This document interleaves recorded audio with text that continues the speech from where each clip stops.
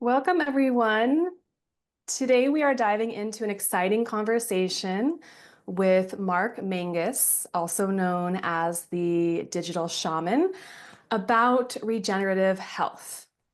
So we're going to explore how holistic and regenerative methods, along with the power of nutrition, can help reduce inflammation, eliminate chronic pain, and even reverse signs of aging.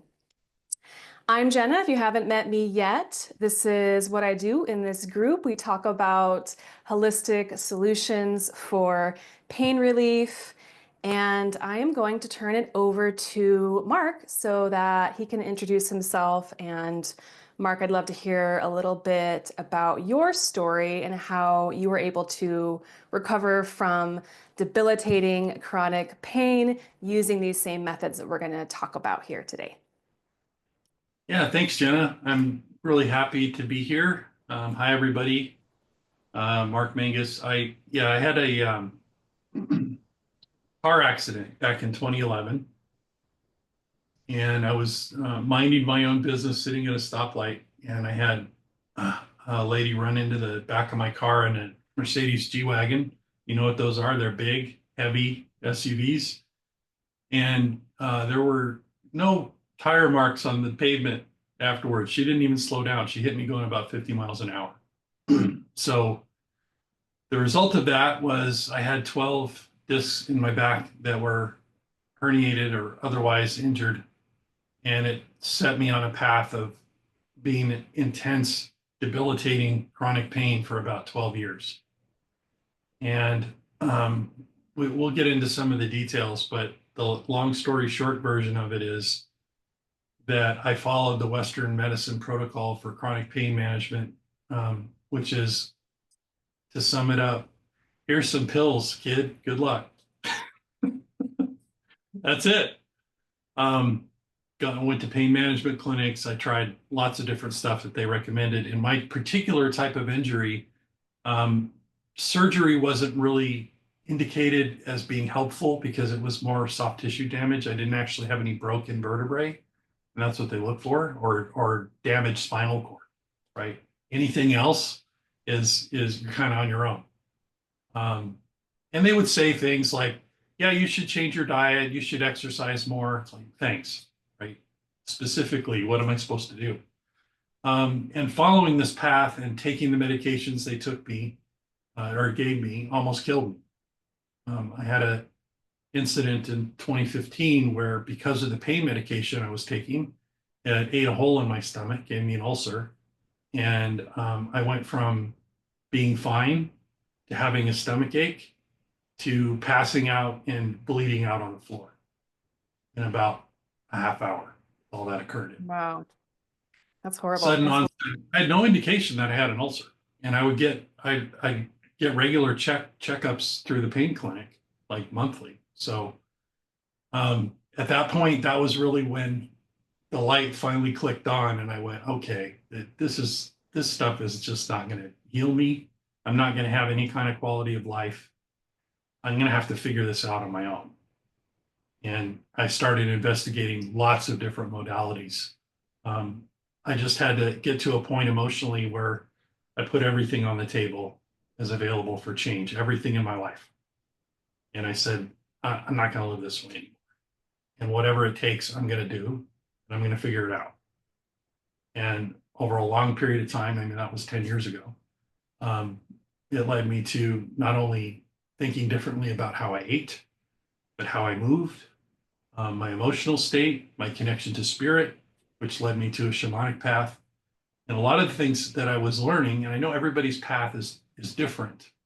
I understand that. But my path kept coming back to indigenous practices, indigenous wisdom, and how people in other parts of the world, not here, live to be ripe old age with exuberant health and extremely happy and fulfilled in their lives, and really trying to model my recovery on that. Imagine, I mean, in the West, we don't have a healthcare system, we have a disease care system, right? And so everything we do is interventional to correct something that is symptomatic. And we just go from symptom to symptom because that's how the system is set up. So I knew that wasn't going to work. So I tried to find a way of living modeled after people that were healthy and happy. That's simple. And that's kind of what led me on the path I'm on now. Yeah. Well, what a story. Thank you so much for sharing that. And I'm so glad that you are experiencing, a vital, healthy life now, and that you are able to recover from that and that you were able to find your way. Because as one of my teachers says, your way is the best way. And so that's the thing is everyone really needs to experiment with seeing what works for them because the diet that works for somebody is not going to necessarily work for someone else. But I think in general, when talking about nutrition, we can all agree that certain foods, especially when it comes to highly processed foods, are inflammatory. They affect your immune system. They lead to an overproduction of inflammatory cytokines, and this, this activates your immune system in a way that creates low-grade chronic inflammation, which can be linked to conditions like arthritis, like heart disease, autoimmune diseases. So for me, when I was in my mid-30s, I started having a lot of health issues. And so, and I had found out that I have stenosis in my neck. I was having a lot of nerve pain. I also discovered I had a really rare nerve condition that was triggered by the sun. And so it was quite the journey, but I decided back then to do an anti-inflammatory diet. I wasn't sure why. I really didn't know that much about it. And, the keto diet was sort of becoming popular back then, but I just really experimented with it. Did not like the keto diet. It didn't feel good in my body. And so I eventually landed on doing a paleo diet, which is for me, I felt like a lot more balanced. I could eat as many vegetables as I wanted to eat, and I didn't have to just eat meat all day, but I could eat a balanced diet with also high fat, high good, fats that don't create the bad cholesterol, but the good cholesterol. So when I went to the doctor, they were like, wow, you have really good levels of good cholesterol and low levels of bad cholesterol. Although when I was doing keto diet, they told me we're really concerned about your cholesterol levels. They're very high. And I said, oh, I'm on keto. And they were like, oh, okay, that makes sense. But I think for people, just starting to, reduce refined sugar would be a huge, a huge step forward and helping your body to heal and to lower some of that inflammation. What about you, Mark? What do you feel like worked for you? Yeah, definitely processed foods and refined sugar are huge issues, particularly for us in the West. I don't know why we live in a society where our government thinks it's okay to poison us, but we do. I have lots of friends in Europe and Australia and other places that even have the same brand of food, but if you look at our version and their version, the ingredients are totally different. Their version will That's have like five crazy. ingredients. Ours has 30, right? Because in their country, it's illegal to poison their citizens. Imagine. So, really, what we're dealing with is no less than having a weaponized food system. It's weaponized against us to make us sick so that we have to rely on pharma and industrialized food. So, it's basically creates the walking wounded, right? And we never get to that level of exuberant health. But if you look at other examples in other cultures, they go into, and this is really kind of was the aha moment now, and how I live and how I teach what I teach now is adopting a regenerative lifestyle, which means that disease can't express itself in your body without being regenerated into a healthy state. So it's really getting out of this compartmentalized thinking that we're so immersed in the West of, I have a problem, I need to find a solution for that problem, and then I work on the next problem. That will lead you to spending tens of thousands of dollars, having lots of suffering, lots of effort, and maybe not get you where you want to be. What I learned was that if you put the body into a regenerative state, you can recover from almost anything. When I started this particular phase of my path, I weighed 410 pounds. I was in so much pain that I could barely function unless I took opioids.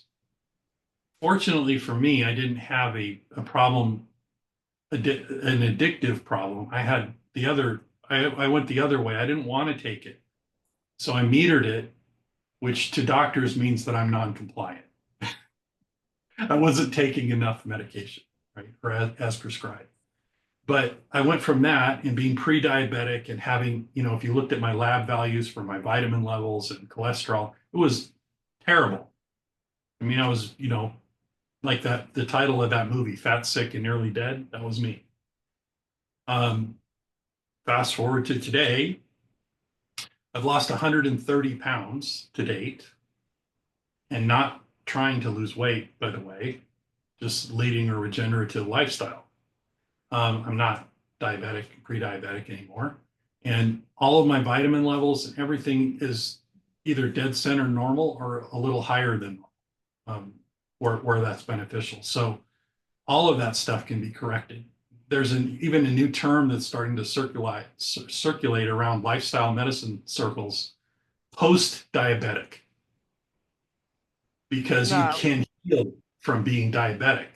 Mainstream is not caught up yet, but you can actually reverse diabetes, most forms of diabetes, with diet and with leading this kind of lifestyle. So for me, being a shamanic practitioner, it was a mind, body, spirit path. It was taking an integrated approach to going into this kind of regenerative state. And I feel like a new person. It's like Mark 2.0, right? I can't even believe how I was living 10 years ago, nor would I have thought then that how I'm living now was even possible. But the stuff that I'm doing isn't complicated. It just requires dedication, and it requires listening to your body. And for me, listening to spirit for guidance. For what is right for you? Kind of getting back to what you said, everybody's path is different. Being mindful and listening and experimenting is crucial to finding your healing path. So this whole notion of, I have to find a guru, I have to find a thing, I have to get a pill, I have to do a technique, that's what keeps us stuck. It's disempowerment. Self-empowerment means I'm going to go within and I'm going to listen and I'm going to try things that resonate, that seem to be something that can help me. Try it. But listen and pay attention to the results, and take small incremental changes on board. Pretty soon that will lead up to a lifestyle change. But these big swings, I mean, perfect example, GLP-1, right? People that are extremely overweight, they're taking these drugs that have very limited longitudinal information about long-term effects, almost no information about interactions. I mean, even listen to the commercials, the side effects that they talk about.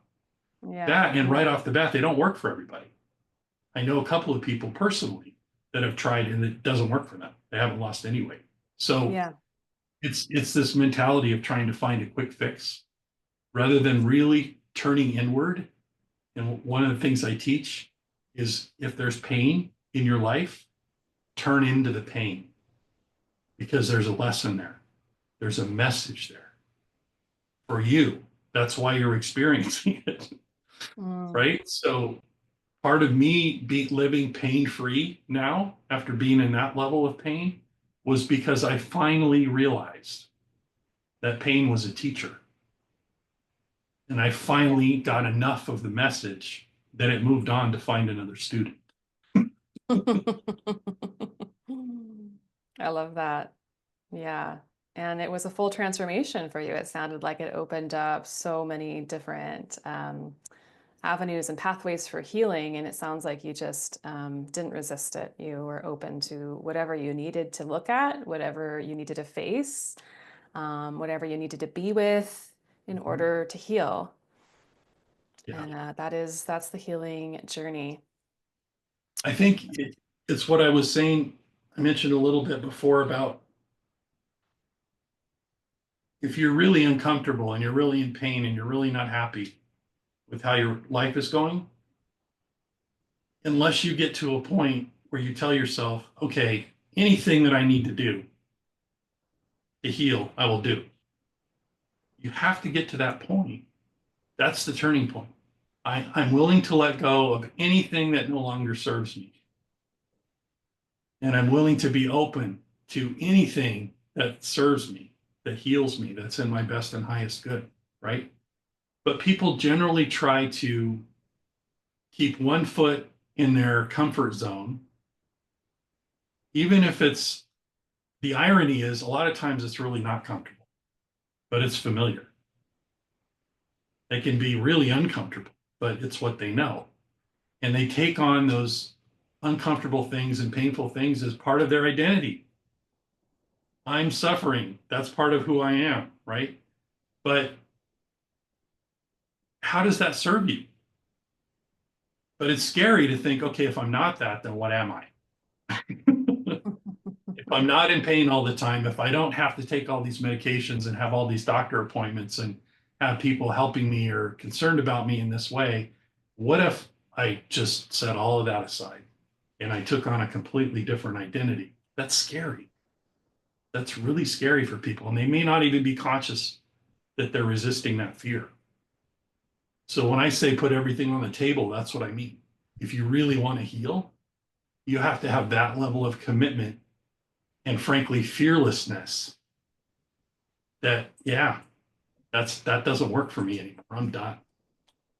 Mm, yeah, that's so powerful.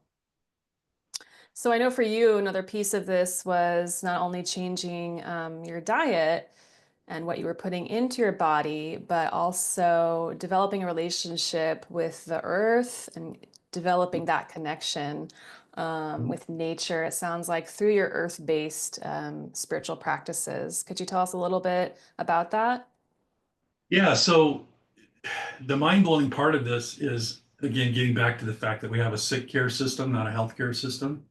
And so you're not going to hear from anybody in authority what you need to do to lead an exuberant, healthy, thriving, joyful life. When's the last time a doctor even asked you about what you're eating? Most people never, right? Let Right. alone, what do I need to do to thrive, doc? They're not going to have that conversation. Just not part of our culture. But if you look at other cultures, in my particular case, I I studied and lived with and took on the practices of the Q'ero people of the Andes. And if you look at how they live, they're barefoot a lot by choice. They walk around on the bare earth. The sun is on their face. They're in nature most of the time. They live to be very old and very healthy. Um, what do? They walk all the time. By choice. They have cars, they have buses, they can go places, just like anybody else, but they choose not to. I had this amazing experience that brought it all home when I was in Peru. I was just it wasn't anything like a big deal, like an event. I was just driving on the bus and I looked out the window and I saw this woman. She was probably in her 70s, I would guess, by the color of her hair and stuff. And she was dressed in the traditional dress. And what they do is they carry all their stuff on their back. They wrap it in a big shawl and they tie it so that it's kind of centered on their back. And she had her carrying load on, and they have these loose leather sandals. And she was literally running down this hill to get to the road to get to the bus. Hmm. This is a 70-year-old woman in loose shoes running down a hill. I can honestly say I've never seen that in America. not once. This is how they live. This is their expectation of the kind of health that they can experience in older age, right? And it's reflected throughout that culture. And I'm calling this out because it's what I'm familiar with, but this exists in lots of other places on the planet. So look at those places, study how they live. Their connection to the earth is they consider themselves the stewards of the earth. They don't believe they were ever thrown out of the Garden of Eden. They believe they still live there, and it's their job to take care of it. And so they eat lots of plant-based meals. I would call their diet plant forward, not vegan, but plant forward. When they eat meat, it's sustainably sourced because that's the only way they source it. Just like with the vegetables, it's organic because it always has been organic, right? And with the meat, you'll see a cow and a pig here and there in the villages, but nothing approaching like industrial farming like we have it, right? And they actually eat they call it cuyos. They eat guinea pigs, just like we eat rabbits. These Mm-hmm. guinea pigs thrive at 8, 10,000 feet altitude, and the way that they keep them, it's like they're part of the family. I mean, they get great food. They're in the sun all the time. They're interacting socially with other animals. So sourcing is key. What you're consuming, the gold standard is unless you harvest it yourself, be suspicious. Unless I pull a vegetable out of the ground because I grew it or I'm harvesting the animal myself, that's the gold standard. Not everybody can live that way. I get that. But every level of separation we go away from that introduces risk into our diet. And it introduces, from a spiritual sense, separation from the source. So part of what I teach and how I live is I look at sourcing, I look at how was that thing harvested? How many different steps did it have to go through before you consume it? And what I tell people is make friends with a farmer. Go to farmers Mm-hmm. markets, go to co-ops, go to places like this where the industrialization factor is not part of your experience, right? Now, for me, Yes. I right now at this moment, I'm 100% plant-based. Mm-hmm. But I got there by doing this technique I call mindful eating and using the body dialogue method, where through spiritual practice you can actually develop the ability to have a dialogue with your body, and it will tell you if you should eat something, Mm-hmm. and it's always right. So the reason I don't call myself vegan is because if my body told me right now, should I eat this egg, and it said yes, I would eat it. Mm-hmm. Intuitive eating. I love that. Yeah, Yeah. I was a vegetarian for 10 years. I was a raw foodist for 4 years. I only ate raw foods. I've gone through so many different phases, and that's what it's about, is really listening to your body and intuitive eating. It's so powerful. I actually have a section on that in my course about how to learn how to listen to your body, what your body needs, and what your body's asking for. But do you have any tips for folks that might want to learn more about how they can listen to their body and what its needs are? Yeah, so there are two practices. One of them I just call mindful eating, and I didn't come up with it.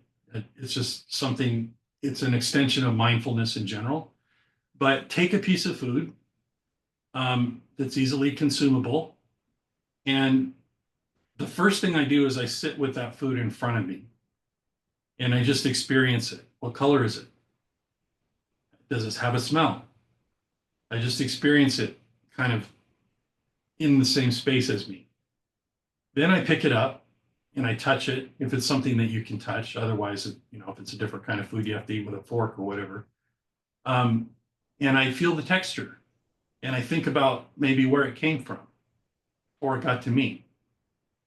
And I think about that food on its own terms. Then when I put it in my mouth, I feel the texture again. I feel the taste. I feel all the aspects of it. You can see where I'm going with all this. And when I finally swallow it, I pay attention to the feelings in my body before, during, and after I consume that food, particularly after. Did it make me feel any different? Did I get an energy boost? Did it affect me in some way? And just doing that, not even every meal, but occasionally during the week, really connects you and grounds you emotionally and spiritually to the act of sourcing and eating. And what I found and what other people have reported back to me on too is particularly around foods where you have an emotional trigger. I always use the birthday cake example because most of us have childhood memories of having cake and ice cream and a party and it's festive and everybody's there for us and positive memories, right? And so one of the downsides of that is it can give us a lifelong connection to wanting sweets as an emotional proxy to feel good, Mhm. right? So one of the things you can do with this mindful eating technique is you can take a bite of cake through this process, have it sit in your mouth, letting you feel all the feelings. After you swallow it, feel the sugar rush, feel all the things. Invariably, if you do that exercise during the holidays or when you're in a social situation and there's pressure for you to consume everything everybody else is consuming, you will start to notice a disconnection of the emotional trigger. And you'll start to feel like, I don't really need to eat all of that. I had the experience on the first bite. So I don't need to eat the whole piece of cake, or for some people, the whole cake, right? Because the trigger becomes present. It's not something I'm seeking, it's not something I'm chasing. I brought the trigger into the current moment and I sat with it and I experienced it fully. And that gives you a feeling of satiation and fullness in a way, emotionally. So that's a really powerful thing for people that have food triggers. And most of us do. I did. So fast forward to today, again, using this and the body dialogue method of talking to your body and letting it tell you yes or no about whether you should eat something. I have no food triggers. I can honestly say that. And because of the other things I'm doing, I'm never hungry. Like literally never. I can fast for 3 days before I start to feel even a mild hunger pain. So when you disconnect from all that and you put your body into that state, it allows you to make eating a very intentional experience because you're not chasing anything. You're not following a trigger. You're just like, what's the best thing that I can eat right now in this moment? And in fact, that's the pact that I made and I ask others to make. It's not complicated. I'm making a pact, body. I'm making you a promise right now that I'm always going to eat the best thing I can in the moment. I love Eating that. no judgment, no recrimination, none of that stuff, right? I'm just going to do the best I can in the moment and release everything else. It's so important to release that shame around food because that can be such a vicious cycle of having these cravings and then going for that food and then feeling guilty or shaming ourselves. I know when I was a raw foodist, when I would eat food that wasn't raw, I would feel really guilty and I would really shame myself a lot. And then that would just make me feel worse and it wouldn't help my digestion, that's for sure. So I Who really needs that? I love what you said and what you suggested doing. I think that's a great practice for Yeah. folks. Hmm. And it's very, very approachable and available. Anybody can do it. And with the food triggers, the one last thing I'll say on that is, we judge ourselves. We have the negative self-talk and all that stuff around things that we eat that we know we shouldn't eat that are not in our highest and best good. So what I teach is rather than going down that path, go down the path of Mm, love that. fully experiencing it, and really being mindful about how it tastes, how it feels in your body, how it feels in your mouth, all the things.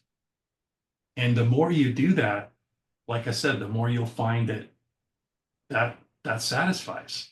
That satisfies you. You don't need to do all the other stuff. Mm. We get locked into this cycle of seeking something.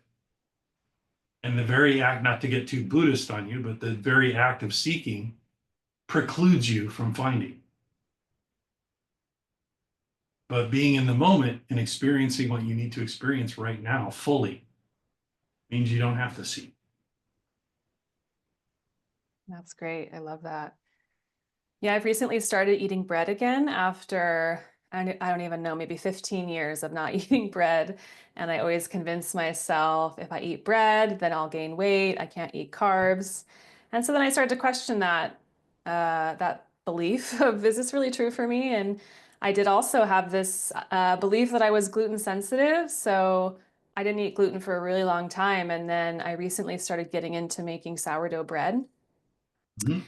And I feel great eating sourdough bread. And, I don't go overboard with it. I don't go crazy with it. I still use moderation, but I really had to kind of question some of the beliefs that I'd created for myself of what I can and can't eat, how a certain food is going to affect my body.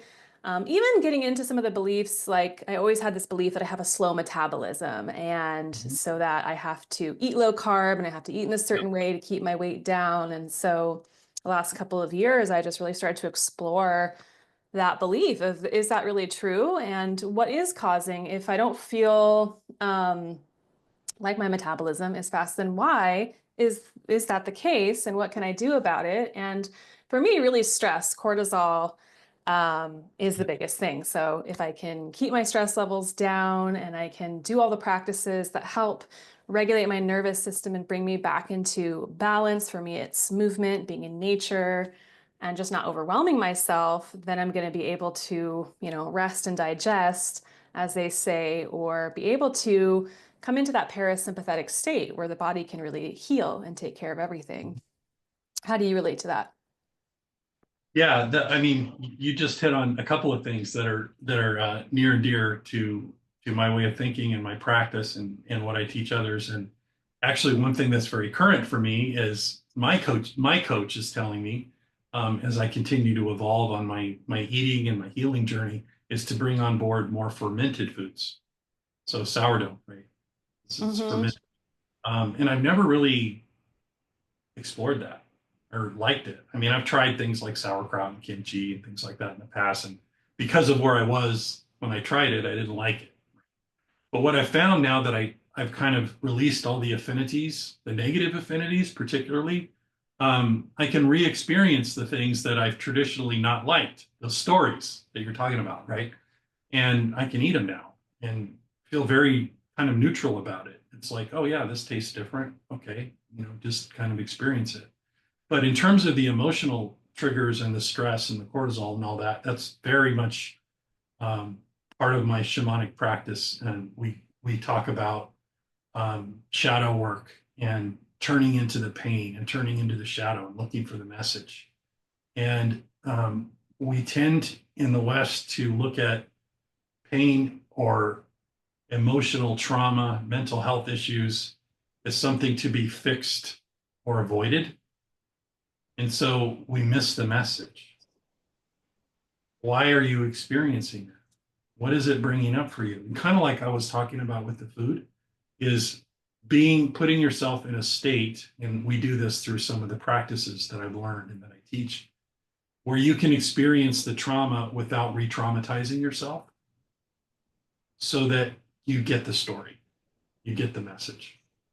And what we come to understand is that we are the authors, not the story. We all tell ourselves a story about who we are, what we like, what we don't like, what the world is. We tell ourselves stories all the time. Humans are storytellers.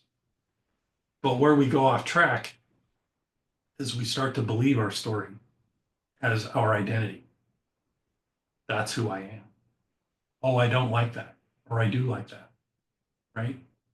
But when we re-empower ourselves as the author and realize that we can tell ourselves any story we want, and we can put the story on like a coat and we can take it off, it becomes an intentional act instead of something that we're locked or trapped in. And so having that level of discernment and intentionality about the emotional triggers that we have is all part of that mind, body, spirit healing journey. And stopping the wheel of getting trapped chasing symptomatic behavior or symptoms or triggers, right? We're above that. That's like at the level of biology almost. And part of this too that I'll mention quickly is that was a big game changer for me is realizing that I needed to be eating to heal my gut and to heal my brain. I'd never had anybody tell me that before. You hear about keto and paleo and all the different types of diets, but nobody ever said eat for your gut health and make sure that your gut flora is exuberantly healthy. And also Exactly. realize that everything you eat either supports or detracts from your mental state. And Exactly. it's quite a bit more complicated than that in terms of the brain science behind it. But just in general, the more things that you put into your body that turn into sugar in your bloodstream, you're feeding your lower brain, your primate brain, and your reptile brain. What does your reptile brain know how to do? Fight, flight, fornicate. That's it. That's where stress lives. So if you're constantly loading refined sugar, processed foods, breads, white potatoes, French fries, right? All those types of things, and you're really unhappy, guess what, folks? There's a link, right? You're actually feeding the part of your brain that's keeping you locked in fight or flight all the time. So the more healthy fats you eat, particularly plant fats, because our brain is this wonderful organism that can run on sugar or fat, depending on what's available. It's a survival thing. But the Hmm. more we feed it healthy fats, the more we engage our neocortex and our prefrontal lobes, which is where our higher thinking is and where our connection Hmm. to spirit is. And we have these samadhi experiences and kind of these wonderful, beautiful, joyous experiences. That's not in the primate brain, folks. That's up here. So diet has to be in support of your overall healing path, even emotionally. Even if you don't believe in the spiritual stuff, this is brain science. This is how the brain works. Right. Yeah, that gut brain connection is so powerful. And our serotonin is, like you said, built in our gut. So if that's out of balance, which for most people it is, I don't know about you, but when I used to go to the doctor as a kid, before they even really asked me what was going on, they were stuffing antibiotics down my throat. I was always on antibiotics for colds, for things that the antibiotics don't even work for. So, Mhm. really affected my gut. And luckily, at a very young age, I started to do fasting and really get into nutrition. I started getting into health when I was, I think 17 years old. I had a friend who worked at a health food store, and he started telling me about juicing and about eating organic. And these are things I really didn't know much about because my family was, serving me TV dinners a lot of the time when they were busy and didn't have time to cook. So, Yep. I've been um, there. yeah. I So, remember yes. picking him out in the store with mom. I want to eat that TV dinner, right? Yeah, Yeah. there was no nutritive value in that stuff at all. It's like eating cardboard with salt, lots of salt. Mhm. Yeah. Yeah, so we're really lucky we live in a time now where fresh organic food is pretty widely available for most folks. There's farmers markets, I think, in every major city, even small towns. You can do Mhm. CSAs. I live in a small town, and I've been getting my produce from a local organic farm that Mhm. delivers a box every week. And you can also order these things online now. You can do Mhm. pasture raised meats and they'll deliver them to your house. You can do the same thing with fresh fruits and vegetables. And I know for a lot of people, the cost is a major issue. But we can also grow our own food and we can forage. Yesterday, I went into the forest. I found a bunch of oyster mushrooms and I cooked those up for dinner. They were delicious. So, There are a lot of options out there, and you can, of course, reach out to me or also to Mark. I'll give you his information if you'd like some more resources about how you can access this nutritious food.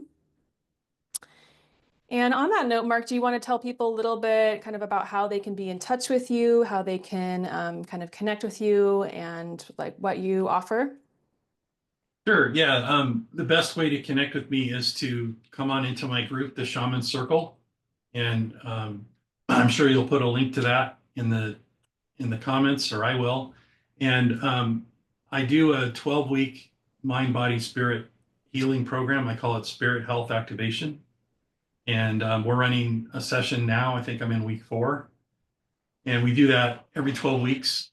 And this gives you kind of the tools, as I was talking about earlier, to treat your healing journey holistically and not compartmentalized like we're taught. And I give you a lot of exercises, a lot of practical tips around eating, lifestyle, exercise. I have guests that come in that are experts in different things in the program. So yeah, it's very engaging, and uh, would love to see you there. And it's different every time because the students are different every time, right? Everybody brings in their own lived experience, which I love. And Hmm. usually things that they've struggled with are things that we've all struggled with. So yeah, uh, I invite you to come in and just come into the circle and see the discussions that we have. And then if you want, I can talk to you more about the program. That sounds great. I posted a link to your group in the chat there. So if folks want to check that out.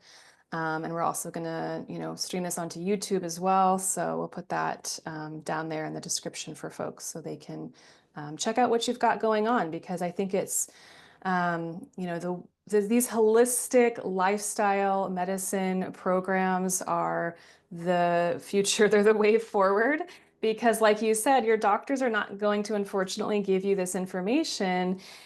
And for some people, it's just not as simple as going to get an injection or getting on a painkiller. I know for myself, I recently went to the doctor to ask for some physical therapy, and they didn't want to give it to me. They wanted to first give me injections and painkillers.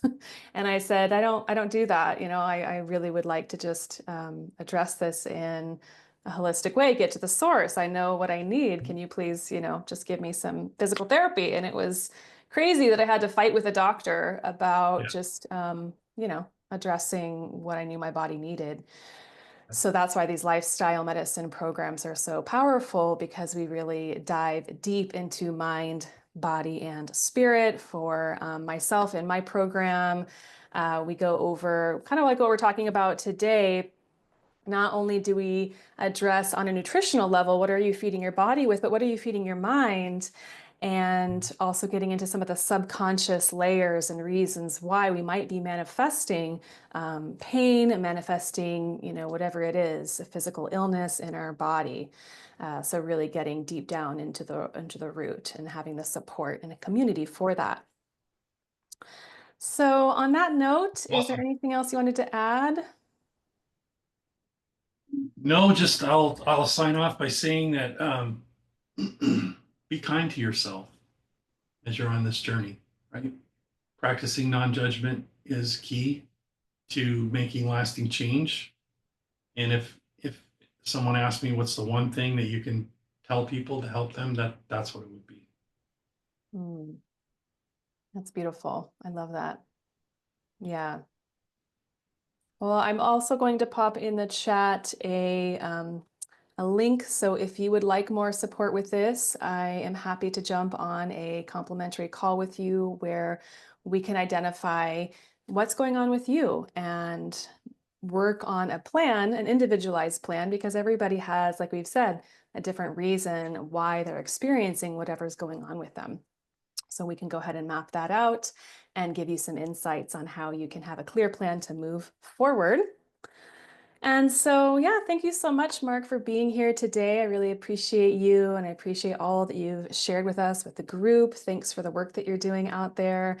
And hopefully folks will check you out in the Shaman Circle. I appreciate it. Thanks for having me. All right. Take care.